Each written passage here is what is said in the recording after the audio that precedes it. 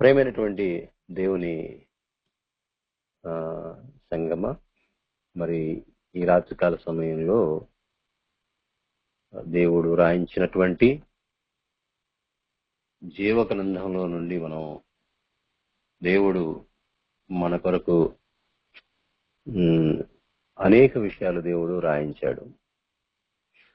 నాటికి నేటికి మరి ఒకసారి లేఖనాల విషయంలో ఆనాటి భక్తుల ఆలోచన జీవితాలు, ఈనాటి భక్తుల ఆలోచన జీవితాలు, ఆనాటి బాధకుల ఆలోచన విధానాలు, ఈనాటి బాధకుల ఆలోచన విధానాలు, అనేక విషయాలు ఈరోజు మనం పరిశీలన చేయాలి ప్రియమైన వాళ్ళ. కాబట్టి సత్యాన్ని స్థాపించిన సాత్వికులు. కాబట్టి ఈరోజు సత్యాన్ని స్థాపించాలి అంటే ఒక విశ్వాసి కానివ్వండి, బాధకులు కానివ్వండి, ఈ రోజున క్రీస్తును అనుసరిస్తున్నటువంటి వారందరికీ అవసరమైనటువంటి ప్రాముఖ్యమైనటువంటిది ఏదైనా ఉంది అంటే సత్యాన్ని స్థాపించాలంటే సాత్వికులు మాత్రమే సత్యాన్ని స్థాపించగలరు అనేది బైబిల్ గ్రంథం నుంచి మనం కొందరి భక్తుల జీవితాలను చూడగలుగుతాం. ఈరోజు మనం పిల్లలు ఆలోచన చేస్తే దేవుని గ్రంథంలో మత్తయి సువార్తలో మనం యేసు ప్రభు వారు సమస్త మానవాళిని పిలుస్తూ మత్తయి సువార్త 11వ అధ్యాయము 28వ వచనాన్ని మనం తెలిసినటువంటి విషయం ఇదందరికీ. ఇక్కడ మనం ఆలోచన చేస్తే ప్రయాసపడి భారము మోసుకొనుచున్న సమస్త జనులారా నా యొద్దకు రండి, నేను మీకు విశ్రాంతి కలుగజేతును. నేను సాత్వికుడను, దీన మనసు గలవాడును గనుక మీ మీద నా కాడి ఎత్తుకొని నా యొద్ద నేర్చుకోండి, అప్పుడు మీ ప్రాణములకు విశ్రాంతి దొరుకును. ఎలాగనగా నా కాడి సులువుగాను నా భారము తేలికగా ఉన్నవి. భూమి మీద ఉన్నటువంటి సమస్త జనులు కూడా ఆయన యొద్దకు రావాలి. ఆయన యొద్దకు వచ్చినటువంటి వారు ఎలాంటి మనసు కలిగినటువంటి మనసు ఉండాలంటే ఆయన వద్దకు వచ్చినటువంటి వాళ్లకు మనసు సాత్వికుడును. మనకి మత్తయి సువార్తలో 5వ అధ్యాయంలో కూడా చూస్తే ఒక మంచి మాట, ఆయన కొండ మీద జనసమూహాలను చూసి ఆ నోరు తెరిచి బోధిస్తున్నటువంటి సందర్భంలో కూడా సాత్వికులు ధన్యులు, వారు భూలోకమును స్వతంత్రించుకుందురు. నిజంగా ఈ మాటలు ఆలోచన చేసినప్పుడు చాలా లోతుగా మన యొక్క నిజంగా ఆలోచిస్తే మనల్ని లోతుగా తీసుకెళ్తుంది దేవుని వాక్యం. ఆలోచించకపోతే అక్కడ అయిపోతాం. నిజంగా భూలోకాన్ని స్వతంత్రించుకునేటటువంటి వారు అంటే సాత్వికులు ధన్యులు, వారు భూలోకమును స్వతంత్రించుకుందురు. అంటే భూలోకాన్ని స్వతంత్రించుకున్నటువంటి సాత్వికులు ఎవరు? బైబిల్ గ్రంథం నుంచి మనం పరిశీలన చేయాలి. అంటే ప్రియులారా, మనం ఆలోచన చేస్తే ఆనాడు ఏర్పాటు చేసుకున్నటువంటి ఇశ్రాయేలీయులలో కానివ్వండి, యూదులు కానివ్వండి, వాళ్ళ జీవితాలలో గ్రంథం అయితే చేతిలో ఉంది. గ్రంథం చేతిలో ఉంది కానీ వారు ఆ గ్రంథానికి తగినటువంటి ప్రేమ లేదు. ఎందుకంటే ఆ గ్రంథానికి చేతిలో ఉంది కానీ ఆ గ్రంథానికి తగినటువంటి మరి ఆ యొక్క ప్రేమ కానివ్వండి, ఆ సాత్వికత కానివ్వండి వాళ్ళలో కనిపించలేదు. ఎందుకంటే యేసుక్రీస్తు వారు ఏమంటాడంటే,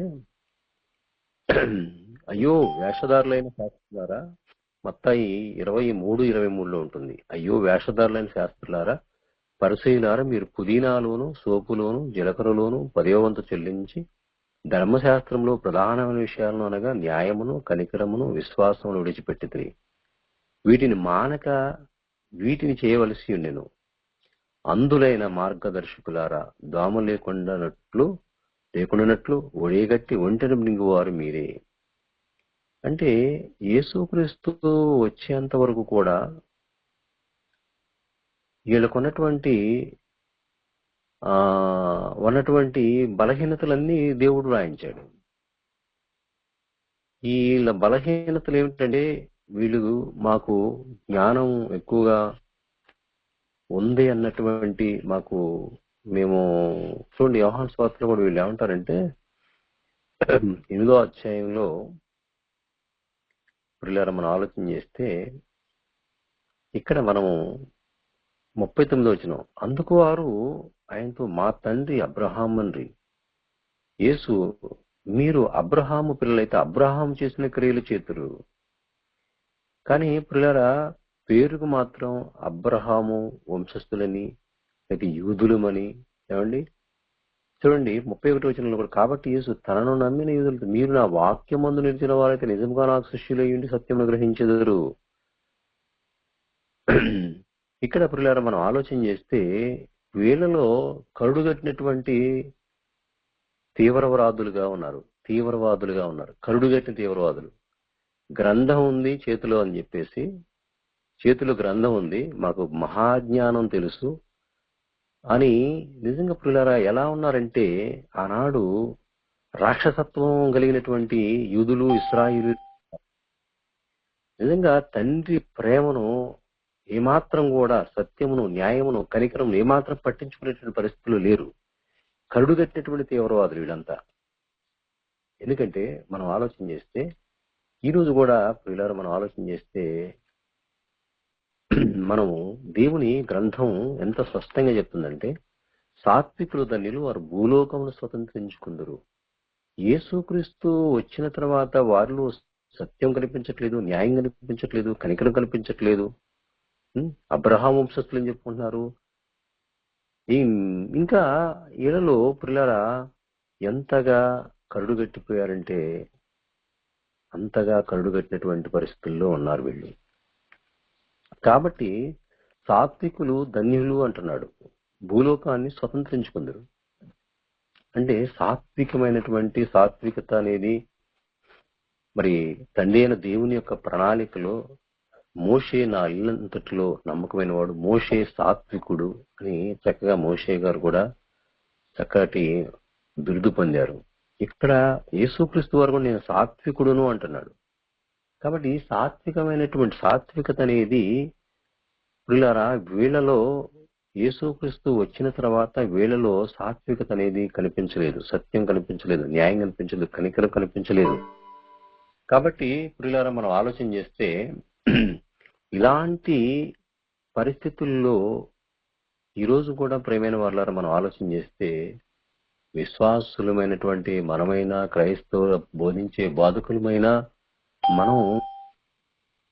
మనలో కనిపించాల్సినటువంటి సాత్వికత, ఎదుటివారికి సాత్వికత కనిపించకపోతే, ఎదుటివారికి సాత్వికత మనలోంచి కనిపించకపోతే, ఎదుటివారు మన యొక్క ప్రభువైన యేసుక్రీస్తు నామానికి అవమానం తీసుకొచ్చేటటువంటి వాళ్ళుగా కనిపిస్తాం. నిజంగా అన్యజనులలో నా నామము అవమానపరచబడుతుంది అని ప్రభువైన యేసుక్రీస్తు వారు చెప్పినట్లుగా, ఇక్కడ మనం గమనించవలసింది ఏమిటంటే, యేసుక్రీస్తు వారు బోధించిన బోధలో ఆయన ఎంత ప్రేమ చూపించాడో, ఎంత త్యాగం చేశాడో, ఆయన చేసినటువంటి త్యాగం మరి ప్రపంచంలో ఆయన మాత్రమే గొప్ప త్యాగం చేశాడు. ఆ కల్వరి శిలువలో మన కొరకు చనిపోయాడు. ఆయన తిరిగి లేచాడు. తిరిగి లేచిన తర్వాత కూడా ప్రియులారా ఎంతవరకు కూడా ఆ యూదులు, ఇశ్రాయేలీయులు, మరి శాస్త్రులు, పరిచర్యల్లో చాలా మంది మార్పు చెందిన వాళ్ళు తక్కువ మందిగా కనిపిస్తున్నారు. ఇకపోతే ప్రియులారా మనం ఆలోచన చేస్తే, యేసు ప్రభు వారు చనిపోయి మరి సమాధి చివరి తిరిగి లేచి పరలోకానికి వెళ్ళి మళ్ళా భూలోకానికి వచ్చి కొన్ని దినాలు కనపడిన తర్వాత పరిశుద్ధాత్మ మరి భూమి మీదకి రావటం చూడండి, అసలు కష్టాలు చూడండి. ఆ భూమి మీద ఆదాము మొదలుకొని ప్రియులారా, ఆదాము మొదలుకొని యేసుక్రీస్తు వచ్చేంత వరకు కూడా ఏర్పాటు చేసినటువంటి ఇశ్రాయేలీలతో ఎన్నో ఇబ్బందులు, ఇరుకులు అనుభవించారు, ఎన్నో సమస్యలు. నిజంగా వీళ్ళు ఎలాంటి వాళ్ళంటే వాస్తవంగా చెప్పాలంటే దేవాతి దేవుడు ఎబ్రిల్కి రాసినటువంటి పత్రికలో మళ్ళా రాయించినటువంటి సంఘటనలు చూస్తే చూడండి, 3వ అధ్యాయంలో చూస్తే 8వ వచనంలో చూస్తే, నేడు మీరు ఆయన శబ్దము వినిన ఎడల అరణ్యంలో శోధన దినమందు కోపం పుట్టించినప్పటి వలె మీ హృదయములు కఠినపరుచుకున్నప్పుడు అంటూ 40 సంవత్సరములు నా కార్యములను చూసి మీ పితరులు నన్ను పరీక్షించి శోధించిరి, కావున నేను ఆ తరమి వారి వలన విసిగి, అంటే ఆ తరము వారి వలన విసిగి. ఏమండి, ఒక్కసారి మనం ఆలోచన చేస్తే తండ్రి అయిన దేవుణ్ణి విసిగించారు, ఆయన ఏర్పాటు చేసుకున్నటువంటి ప్రవక్తల్ని విసిగించారు అండి. ఆ తర్వాత యేసుక్రీస్తు వారిని కూడా భూమి మీదకి వచ్చిన తర్వాత సంతోష పెట్టారంటే సంతోష పెట్టలేదండి, ఆయన్ని విసిగించారు. ఏమాత్రం కూడా ఆయన చూపినటువంటి ప్రేమకు ప్రతిగా మరి ఎంత దారుణంగా ఆయన్ని హింసించారో చూస్తుంది. ఇకపోతే పిల్లలు మనం ఆలోచన చేస్తే, మనం గ్రంథాన్ని మనం పరిశీలన చేస్తే, ఇక్కడ యేసు ప్రభు వారు వచ్చిన తర్వాత అదే హింస జరిగింది, విసిగించారు. అదేవిధంగా అపోస్తలుల జీవితాల్లో ఏమన్నా ప్రశాంతమైనటువంటి జీవితాన్ని ఏమైనా జీవించాలంటే అపోస్తలులను కూడా చనిపోయినటువంటి విధానం చూస్తే ఘోరాతి ఘోరంగా చనిపోయినట్లుగా చూస్తున్నాం బైబిల్ గ్రంథం. అంటే ఎంతవరకు కూడా దేవుని యొక్క జ్ఞానాన్ని గ్రహించలేనటువంటి స్థితిలో నిజంగా వాళ్ళ కొరకు అపోస్తలులు ఆ ప్రభువైన యేసుక్రీస్తు వారు తన ప్రాణాన్నే అర్పించేటటువంటి స్థాయిలోకి వెళ్ళిపోయాడు. నిజంగా ఆయన ఏడుకుంటే ఏమంటే చూడండి, ఒక చోట ఏమంటాడంటే పిలాతు, నేను నిన్ను విడుదల చేయడానికి నాకు అధికారం ఉంది అని పిలాతుతో అన్నప్పుడు యోహాను సువార్త 19వ అధ్యాయంలో ఉంటుంది 11వ వచనంలో, అందుకే పైన నుండి నీకు ఇవ్వబడి ఉంటేనే తప్ప నా మీద నీకు ఏ అధికారం ఉండదు. చూసారా, ఇక్కడ పిలాతు అంటున్నాడు 10వ వచనంలో, నాతో మాట్లాడవా, నిన్ను విడుదల చేయటకు నాకు అధికారం కలదని, నిన్ను సిలువ వేయటకు నాకు అధికారం కలదని విరగవా అన్నాడు అని ఆయనతో అన్నాడు. అందుకు యేసు పైనుండి అది ఇవ్వబడి ఉంటేనే తప్ప నా మీద నీకు ఏ అధికారం ఉండదు, అందుచేత నన్ను నీకు అప్పగించిన వారికి ఎక్కువ పాపం కలదని. ఇక్కడ ప్రియులారా మనం ఆలోచన చేస్తే యేసుక్రీస్తు వారు తన యొక్క తనకు ఇక్కడ పిలాతు చెప్తున్నాడు, నీకు పైనుంచి ఇవ్వబడింది నాయన అధికారం, కాబట్టి నువ్వు ఇలా చేయగలుగుతున్నావు, నీకు అధికారం లేకపోతే నేను చేయలేవు అన్నట్లు చెప్తున్నాడు. అదేవిధంగా ఇస్కరియోతు యూదా కూడా మరి మల్కు చెవిని నరికినప్పుడు కూడా యేసు ప్రభువు వారు అంటారు, నేను తండ్రిని వేడుకుంటే ఎన్నో సుమారుగా 6000 కొన్ని వ్యూహాలు సైన్యం కిందికి దిగుద్ది అని చెప్పడం జరుగుతుంది. ఈ సందర్భాలు మనకు తెలుసు. ఇదంతా కూడా చెప్పడానికి గల కారణం ఏంటంటే, ఈ భూమి మీద ఉన్నటువంటి దేవుడు ఏర్పాటు చేసుకున్నటువంటి ప్రవక్తలు కానివ్వండి, ఏర్పాటు చేసుకున్నటువంటి ప్రజల్లో ఉన్నటువంటి బలహీనతలు, ప్రజల్లో ఉన్నటువంటి లేనటువంటి సాత్వికత, ప్రజల్లో సత్యం లేదు, ప్రజల్లో కనికరం లేదు, ప్రజల్లో ఏమాత్రం కూడా దైవ సంబంధమైనటువంటి ఆలోచనకి ఏమాత్రం చెవివలేనటువంటి పరిస్థితిలో ఉన్నారు. పైగా దాడి చేసినటువంటి పరిస్థితిలో ఉన్నారు. వాళ్ళు దాడి చేయబడ్డారు, ప్రవక్తలు కానివ్వండి. ఇక్కడ యేసు ప్రభు వారు కూడా పరిస్థితి మరి అలానే ఆయన మరి హింసింపబడ్డాడు. ఇకపోతే ప్రవక్తల కాలంలో, అపోస్తుల కాలంలో అపోస్తుల పరిస్థితి ఎలా ఉందంటే, అపోస్తులు కూడా చాలా ఎన్నో బాధలు, ఇబ్బందులు, సమస్యలు. వాళ్ళు ఏమాత్రం కూడా అధికారాన్ని ఉపయోగించుకోవడం కానీ, ఏమాత్రం కూడా వాళ్ళకు ఉన్నటువంటి ఆ పేతురు ఏ విధంగా అయితే కత్తి తీసి మలుకొని నరికే విషయంలో కూడా అంటాడు, నీ కత్తిని వరలో పెట్టిన ఆయన, కత్తి పట్టుకున్నవాడు కత్తితోనే. నిజంగా దేవుడు కోరుకున్నటువంటి సత్యం కానివ్వండి, దేవుడు కోరుకున్నటువంటి సాత్వికత కానివ్వండి, దేవుని యొక్క పిల్లలు అని పిలువబడేటటువంటి పరిస్థితులు ఏమాత్రం ఆనాటి యూదులు ఇశ్రాయేలులో కనిపించలేదు. కాబట్టి వాళ్ళకు ఉన్నటువంటి బాధలు చూడండి. ప్రవక్తలు ఎన్నో బాధలు పడ్డారు, అపోస్తులు ఎన్నో బాధలు పడ్డారు, యేసుక్రీస్తు వారు ఎన్నో బాధలు పడ్డాడు. ఈరోజు నేటి క్రైస్తవ్యంలో నిజంగా పిల్లరా అలాంటి బోధనా విధానం, అలాంటి సాత్వికత, అట్లాంటి కనికరం, అలాంటి సత్యము, అలాంటి న్యాయము ఈ రోజు పిల్లలు మనం ఆలోచన చేస్తే నిజంగా కొన్ని సాక్ష్యాలు నిజంగా ఏమనిపిస్తుందంటే, ఏమండి వాళ్ళు పాస్టర్లు కదండి, రవిడీలండి అంటున్నారండి.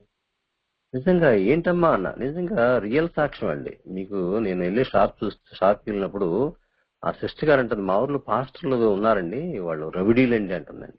ఏంటమ్మా అంటే, అవునండి అసలు మిమ్మల్ని వచ్చిన దగ్గర నుంచి చూస్తున్నానండి, మా షాపుకు పరిచయం దగ్గర నుంచి చూస్తున్నానండి. నిజంగా సేవకులు అంటే ఇలా ఉంటారా అంటే, నన్ను నేను మెప్పించుకోవటానికి నేను చెప్పటం కాదు గాని పిల్లరా, గుడికి వెళ్ళినటువంటి ఒక ముస్లిం స్త్రీ ఒక సాక్ష్యం ఇస్తుంది. నిజంగా అంటే మన యొక్క ఆత్మీయ జీవితంలో నిజంగా ఆనాటి ప్రజలతో ఎంతగా ఓర్పు సహనంతో వాళ్ళు బోధించినటువంటి బోధనా విధానం, వాళ్ళ సాత్వికత అనేకుల జీవితాల్లో గొప్ప మేలు జరిగింది. ఈ రోజు కూడా దేవుడు కోరుకునేది అదే. మన యొక్క ఆత్మీయ జీవితంలో సాత్వికులను దేన మనసు గలవాడు అంటున్నాడండి. నిజంగా ప్రియులారా, ఆనాటి యూదులు గ్రంథం చేతిలో ఉంది, మెస్సియా వచ్చేదాన్ని కనిపెట్టలేకపోయారు. మెస్సియా వచ్చిన సంగతి నిజంగా యూదు తూర్పు దేశ జ్ఞానాలు వచ్చి చెప్పేదాకా కూడా వీళ్ళు ఏమాత్రం గ్రంథాలు తెరవలేదు. అంటే ఏం నేర్చుకున్నారు అంటే, వీళ్ళు నేర్చుకున్నది ప్రియులారా శూన్యమే కనపడుతుంది వాళ్ళలో. ఈ రోజు అందుకనే మరి ఇక్కడ మనం ఆలోచన చేస్తే మార్కు మన అపోస్తుల కార్యంలో చూస్తే 7వ అధ్యాయం 51వ వచనంలో కూడా ఇక్కడ పిల్లలు మనం ఆలోచన చేస్తే చూడండి, 52వ వచనం, మీ పితరులు స్టెఫెను అంటున్నాడు, మీ పితరులు ప్రవక్తలలో ఎవరిని హింసింపకుండిరి. మీ పితరులు ప్రవక్తలలో ఎవరిని హింసింపకున్నారు ఏమంటే చూసారా, పితరులలో చాలా మంది హింసించారంటండి.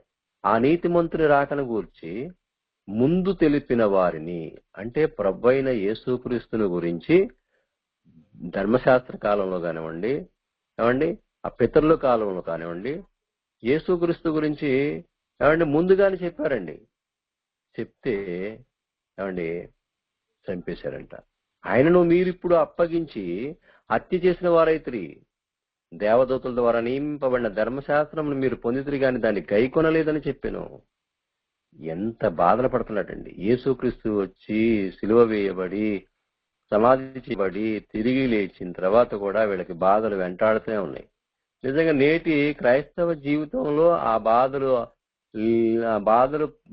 లేవనుకుంటే బాధలు లేవనుకుంటే పొరపాటండి. నిజంగా ప్రియులారా, ఆ బాధలు, ఆ ఇబ్బందులు, ఆ ఇరుకులు, సమస్యలు నేటికి మనం అనుభవించాలి అంటే అనుభవించాలి. ఎందుకంటే గ్రంథం చెప్తుంది, అపోస్తలుల కార్యములు 14వ అధ్యాయం 22వ వచనంలో ఏమండి, శిష్యుల మనసులను దృఢపరిచి విశ్వాసం ముందు నిలకడగా ఉండవలననియు అనేక శ్రమలు అనుభవించి మన దేవుని రాజ్యంలో ప్రవేశింపవలననియు వారిని హెచ్చరించింది. మరియు ప్రతి సంఘంలో వారికి పెద్దలను ఏర్పరిచి ఉపవాసం ఉండి ప్రార్థన చేసి వారు నమ్మిన ప్రభువునికి వారిని అప్పగించింది. ఇక్కడ ప్రియులారా మనం ఆలోచన చేస్తే ఎంతగా ఏమండి పౌలు గారు తన యొక్క యాత్రా జీవితంలో చెప్తున్న మాటలు. ఇకపోతే ప్రియులారా మనం ఆలోచన చేస్తే ఇక్కడ ఆనాటి స్టెఫెను కానివ్వండి, ఏమండి ఎన్నో వాళ్ళందరూ కూడా అంతగా దెబ్బలు తినటానికి అంతగా ఏంటంటే వాళ్ళు ప్రియులారా లోకంలో ఉన్నటువంటి వాళ్ళుగా, లోక సంబంధులుగా మాట్లాడటానికి అవకాశం లేదు. లోకంలో అధికారం ఉపయోగించుకొని పోరాటం చేయడానికి ఉపయోగం లేదు.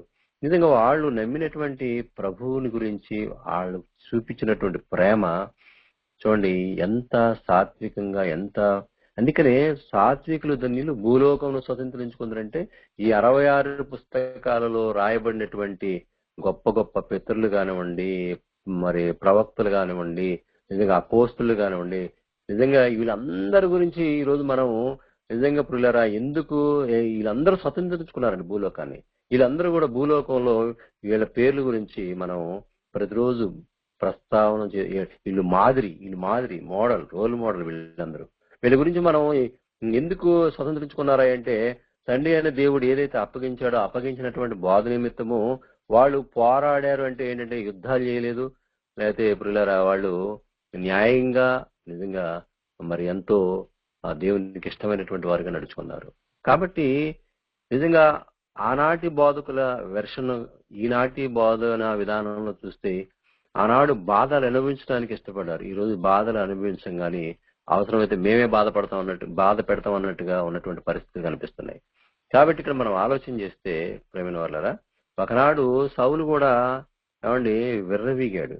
సౌలు ఏంటంటే ఏమండి 9వ అధ్యాయంలో సౌలు ప్రారంభం సౌలు యొక్క పరిస్థితి 8వ అధ్యాయంలో కనపడుద్దండి. ఎందుకంటే సౌలు అయితే ఇంటింటో చూస్తే పురుషులను స్త్రీలు నేర్చుకుని చెరసాలలో వేయించి సంఘమును పాడు చేస్తూ ఉన్నటువంటి పరిస్థితి అండి.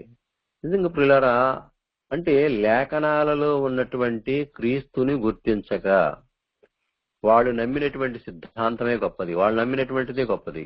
ఇక మా సిద్ధాంతానికి ఎదురొస్తే అవసరమైతే చూడండి పౌలట సౌలు ఇంకను ప్రభు యొక్క శిష్యుని వెరుస్తూ హత్య చేయటము, ప్రాణాధారమైన ప్రధాన యాజకుడికి వెళ్లి ఏమండి ఇంకా పురుషులను స్త్రీలను కనుగొని వాళ్ళని బంధించి యెరూషలేముకు తీసుకెళ్ళటం, ఇలా నానా చికాకు ఏమండి ఎన్నో రకాల ఇబ్బందులు సౌలు జీవితంలో చూసాము. ఆ సౌల్ని డైరెక్ట్ గా మనుషులు ఏది చెప్తే మారడం అని చెప్పేసి తండ్రి అయిన దేవుడు తన కుమారుని క్రీస్తు వెలుగు ద్వారా మరి తన యొక్క సంఘానికి నిజంగా చూడండి 16వ వచనం చూస్తే 9వ అధ్యాయం 16వ వచనం చూస్తే అందుకు ఈయన ఆ వెలుగు చేత కింద పడటం, ఆ కన్నులు కనిపించకపోవటం, అననీయ దగ్గరికి వెళ్ళటం, నిజంగా మరి అక్కడ ప్రార్థన చేయటం, నిజంగా అననీయ కూడా అందుకు అననీయ అంటున్నాడు, ప్రభువా ఈ మనిషి యెరూషలేములో నీ పరిశుద్ధులను ఎంతో కీడు చేసి ఉన్నాడు, అతని గురించి అనేకులు వాళ్ళని వింటివి. ఒకప్పుడు సాక్ష్యం ఎలా ఉండేదంటే ఏమండి హింసకుడు దోషకుడు ఏమండి ఇక్కడ చెప్తున్నాడు సాక్ష్యం, అననీయ చెప్తున్నాడు చూడండి. అందుకు అననీయ ప్రభువా ఈ మనుషుడు యెరూషలేములో నీ పరిశుద్ధులకు ఎంతో కీడు చేసి ఉన్నాడని అంతని గురించి అనేకులు వలన వింటివి. ఈరోజు మన గురించి కూడా అనేకులు వింటుంటారండి. విశ్వాసుల గురించి వింటుంటారు, బోధించే మన గురించి వింటుంటారు, ఏమండి వింటుంటారు అది. కాబట్టి మన యొక్క ఆత్మీయ జీవితంలో దేవుడు వ్రాయించినటువంటి మరి ఆ బోధ నిమిత్తము ఆ బోధని మనం బోధించేటటువంటి వారు కానీ ఇదేటటువంటి మనందరం కూడా ఏమండి చుట్టూ మనకి జీవితంలో అందరూ మన యొక్క మరి మాటను చూస్తున్నారు, మన యొక్క ప్రవర్తన చూస్తున్నారు, మన యొక్క కుటుంబాన్ని చూస్తున్నారు, మన యొక్క ప్రియులారా మన యొక్క జీవితాన్ని తెరిచిన పుస్తకం లాగా వాళ్ళకి కనపడుతుంది. ఇక్కడ పౌలు యొక్క ముఖ పుస్తకం ఎలా ఉందంటే తెరిచిన పుస్తకం ఇంటినే అని చెప్పినప్పుడు అననీయ ఇక్కడను నీ నామమును బట్టి ప్రార్థన చేయ వారందరినీ బంధించుటకు అతడు ప్రధాన యాజకుల వలన అధికారం పొంది ఉన్నాడని ఉత్తరమించను. అందుకు ప్రభు నీ వెళ్ళుము అన్ని జనుల ఎదుటను రాజుల ఎదుటను ఇశ్రాయేలు ఎదుట నా నామం భరించుటకు ఇతడు నేను ఏర్పరచుకున్న సాధనమై ఉన్నాడు. చూడండి సాధనమై ఉన్నాడు. ఇతడు నా నామం కొరకు ఎన్ని శ్రమలను అనుభవించడంలో నేను ఇతనికి చూపుతున్న అతనితో చెప్పాను. ఆయన వెళ్ళి ఆ ఇంట ప్రవేశించి అతని మీద చేతులుంచి సౌలా సోదరుడా నీవు వచ్చిన మార్గంలో నీవు కనబడిన ప్రభు అయిన యేసు నీవు దృష్టి పొంది పరిశుద్ధాత్మతో నింపబడినట్లు నన్ను పంపి ఉన్నాడని చెప్పిన. అప్పుడే అతని కన్నుల నుండి పొరలాగా దృష్టి కలిగి లేచి బాప్తిస్మం పొందెను. ఇక్కడ ప్రియులారా మనం ఆలోచన చేస్తే ప్రభు పట్టబడక ముందు హిస్టరీ ఎలా ఉంది, పట్టబడిన తర్వాత హిస్టరీ ఎలా ఉందంటే మారిపోయింది ప్రేమైన వాళ్ళ. ఇక్కడ ప్రియులారా మనం గమనించవలసింది ఏంటంటే మన ఆత్మీయ జీవితంలో ప్రయాణం చేస్తున్నటువంటి మన ఆత్మీయ జీవితంలో కూడా ఏమండి ఆనాడు దేవుడు ఏర్పాటు చేసుకున్నటువంటి భక్తులు బోధించేటటువంటి వాళ్ళ యొక్క బోధలు, వాళ్ళ యొక్క జీవన విధానాలు, వాళ్ళ యొక్క మాటలు, వాళ్ళ యొక్క సాత్వికత, వాళ్ళ యొక్క అనేకుల జీవితాలకు నిజంగా మాదిరిగా ఉన్నారు. ఈ రోజు నేటికి మనకు వాళ్ళందరూ మాదిరిగా ఉన్నారు. ఎందుకంటే వాళ్ళందరూ కూడా చూడండి ఒక చోట ఒక చక్కగా రాయబడినటువంటి మాట చూస్తే మనకి చూడండి ఏబు గురించి కూడా చక్కగా స్పష్టంగా గ్రంథంలో ఎత్తిపట్టు దేవుడు రాయించినటువంటి సందర్భాలు కూడా చూస్తే ఎఫెసీయులకు రాసినటువంటి పత్రిక అనుకుంటున్నాను చూస్తే ఇక్కడ పిల్లలు మనం ఆలోచన చేస్తే అంటే ఏబు యొక్క సహనం గురించి మీరు వింటిరి అన్న సందర్భం కూడా ఉంటుంది. ఆ మాట చూద్దామండి. ఎక్కడది దేవుని యొక్క ప్రభుని బట్టి మనం చూస్తే మనము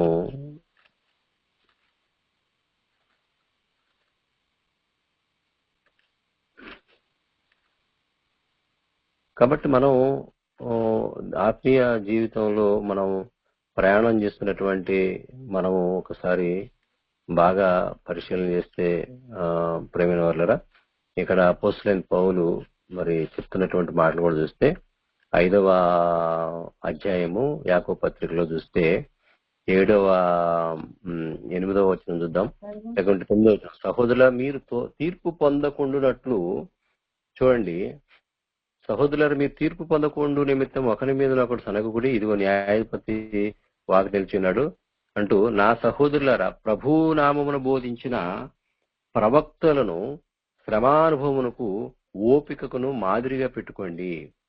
ఇక్కడ మనకి చూస్తే వీళ్ళందరూ కూడా మనకి ఏమండి శ్రమానుభవమునకు ఓపికగా మాదిరిగా పెట్టుకోండి. సహించిన వాడిని ధన్యులను కొనుచున్నాము కదా. మీరు యోబు యొక్క సహనమును గురించి వింటిరి, ఆయన ఎంతో జాలియు కనికరమును గలవాడని మీరు తెలుసుకుని ఉన్నారు. అంటే ఇక్కడ ప్రియులారా మనం ఆలోచన చేస్తే ఆనాడు యోబు గురించి కూడా యాకోబు గారు మరి చక్కగా తన యొక్క బోధనలో చూస్తున్నాం. కాబట్టి ఇక్కడ మన ఆత్మీయ జీవితంలో కావాల్సింది ఏంటంటే ఆనాటి బోధలు, ఆనాటి ఆ బోధన విధానం, ఆనాటి సాత్వికత, ఆనాటి త్యాగము అనేది విశ్వాసులైనటువంటి వారికి కానివ్వండి, వధించినటువంటి మనకి కానివ్వండి, ఇవన్నీ కూడా దేవుడు స్పష్టంగా ఆనాటి భక్తుల జీవితాలను మనం మాదిరిగా పెట్టుకొని ఏమండి మనలో అలాంటి సాత్వికత, అలాంటి ఓర్పును, అలాంటి సహనమును మనకి ఎప్పుడైతే మనలోకి వస్తాయో, ఎప్పుడైతే మనం సంతరించుకుంటామో దేవుని దృష్టిలో విలువైనటువంటి వాళ్ళం. కాబట్టి ప్రేమైన వాళ్ళరా, దేవుని యొక్క మాటలు మనం బాగా ఆలోచన చేస్తే ప్రభు అయిన యేసుక్రీస్తు వారి కంటే ప్రపంచంలో ఎవరు మరి అంతకంటే గొప్ప బోధకుడు నిజంగా ప్రియులారా. మనం ఆయన ఈ భూమి మీదకి వచ్చి ఆయన ఎంతగా మరి తన జీవిత కాలంలో మరి ఎంతగా చూడండి, హెబ్రీయులకు రాసినటువంటి పత్రిక 5వ అధ్యాయం 7వ వచనంలో కూడా చూస్తే శరీరధారి ఉన్న దినములలో మహారోదనంతోనూ కన్నీళ్లతోనూ తన్ను మరణం నుండి రక్షింపగలవానికి ప్రార్థనలను యాచనలను సమర్పించి భయభక్తులు కలిగి ఉన్నదని ఆయన అంగీకరింపబడిను. ఆయన కుమారుడయుండి తాను పొందిన శ్రమల వలన విధేయతను నేర్చుకునేను. అంత గొప్ప మహానుభావుడే అవండి, అంత గొప్ప ఉన్నతమైనటువంటి వ్యక్తే ఈ భూలోకానికి వచ్చి శరీరధారిగా ఉన్న దినాల్లో మహారోదనతో కన్నీళ్లతో, అంటే ఆయన ప్రార్థనలు, ఆయన యాచనలు సమర్పించి ఆయన భయభక్తులు కలిగి ఉన్నందునని ఎంత చక్కగా ఆయన నేర్చుకున్నాడో ఈరోజు మనం కూడా అంత గొప్పగా నేర్చుకోవాలి. ఎందుకంటే సాత్వికులు ధన్యులు, వారు భూలోకంను స్వతంత్రించుకుందరు. అంటే సత్యాన్ని ప్రకటించడం కోసం వాళ్ళు సాత్వికను కనపరిచి మరి అనేకులు ఈ భూలోకంలో అంతటా కూడా భూలోకం మొత్తాన్ని కూడా వాళ్ళు స్వతంత్రించుకున్నారు అంటే, జీవగ్రంథంలో రాయబడ్డారు అంటే మరి వాళ్ళు దేవుని యొక్క చిత్తానికి లోబడి వాళ్ళు బోధించినటువంటి బోధన విధానం మన యొక్క ఆత్మీయ జీవితాల్లో కూడా సంతరించుకోవాలి. అందుకని పిల్లలు మనం ఆలోచన చేసినట్లయితే మరి ఈ రాత్రికాల సమయంలో సత్యాన్ని మరి వాళ్ళు స్వతంత్రించుకున్నారు. ఆ సత్యాన్ని అంటే సత్యవాక్యాన్ని బోధించుట కొరకు దేవుడిచ్చినటువంటి జీవవాక్యాన్ని బోధించుటలో వాళ్ళు కనపరిచినటువంటి త్యాగాన్ని, వాళ్ళు కనపరిచినటువంటి సాత్వికాన్ని, వాళ్ళు కనపరిచినటువంటి ప్రేమను, అదే మెను ఇక మనకి పురులారా, ఆ మెను, ఆ జీవన విధానం, ఆ విధానంలోకి మన యొక్క బోధన విధానాలు, మన యొక్క విశ్వాస జీవితాలు అలా ఉండకపోతే పురులారా మరి అది దేవుని చిత్తానుసారమైనటువంటి జీవితాలుగా ఉండవు. మనకి మన ఇష్టానుసారమైనటువంటి జీవితం జీవించడానికి మరి విధానం వేరు. దేవుని చిత్తానుసారమైనటువంటి జీవితం అనేది అది చాలా మరి కష్టంతో కూడినటువంటి పరిస్థితులు.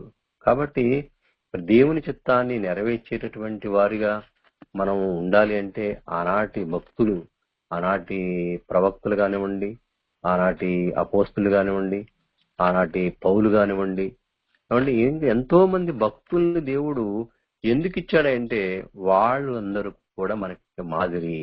అలాంటి మాదిరికరమైనటువంటి జీవితాలు ఉన్నప్పుడే మరి దేవునికి ఇష్టమైనటువంటి వారుగా మనం దేవునికి విధేయులైనటువంటి పిల్లలుగా భావిస్తాడు తండ్రి.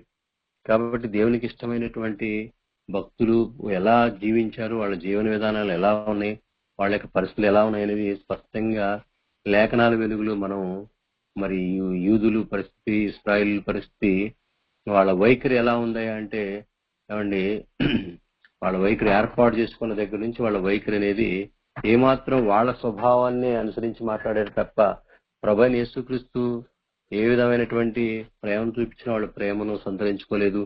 ఆనాడు వాళ్ళ యొక్క చేతుల్లో మరి అనేక మంది భక్తులు చనిపోయినట్టుగా చూస్తున్నామండి. కాబట్టి మన ఆత్మీయ జీవితంలో కూడా ఈరోజు మనం ప్రయాణం చేస్తున్నామంటే మనం మరి అనేక విషయాల్లో తగ్గించుకొని మనం ధరించుకున్నటువంటి క్రీస్తు ప్రేమను వాళ్ళలో లోకానికి చూపించగలిగినప్పుడు తప్పకుండా అనేకుల జీవితాల్లో మరి గొప్ప వెలుగు చూస్తారు. కాబట్టి మరి మనం దేవుడు ఏర్పాటు చేసుకున్నటువంటి బిడ్డలుగా మనం ఒకసారి ఏర్పాటు చేసుకున్నట్టు మన జీవితాల్లో కూడా అలాంటి సాత్వికమైనటువంటి మనసు, సాత్వికమైనటువంటి ఆలోచనలు, ఉద్దేశాలు కలిగి ఉండాలని కోరుకుంటూ మరి రాత్రికాల సమయంలో మరి సమయాన్ని బట్టి మరి ముగించుకుందామండి. ప్రార్థన చేసుకుందాం.